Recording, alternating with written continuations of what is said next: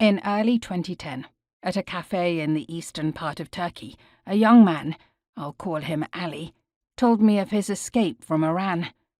Ali had been arrested the previous summer during the Green Movement, a series of popular protests that erupted after what many Iranians regarded as a fraudulent presidential election.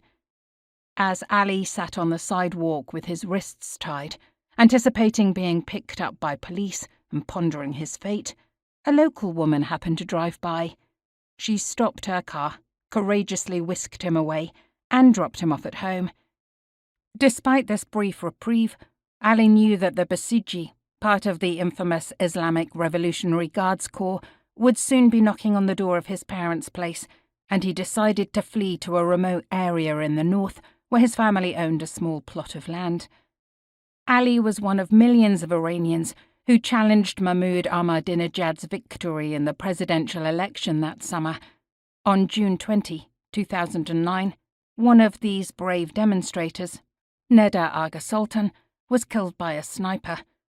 Her death came quickly as she sank down to the pavement, blood running from her mouth, people around her screaming in horror.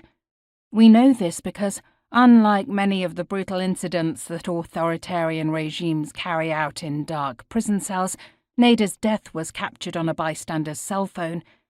Videos of this and other state violence against peaceful protesters were shared around the world, fueling outrage and condemnation. Green Movement demonstrators posted their eyewitness accounts on social media with the hashtag #IranElection, allowing the entire world to witness a revolution unfolding in one of the most repressive countries on the planet.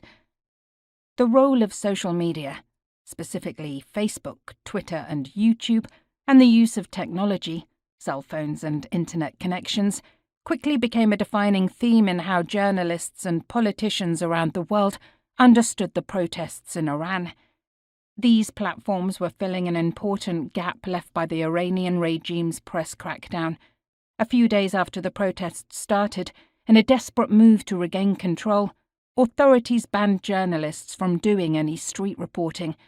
Ahmadinejad closed 12 newspapers and locked up over 100 journalists. Twitter, now known as X, emerged as the main platform for citizens to transmit information about the protests and the government's violence. As a result, some even called the Green Movement a Twitter revolution,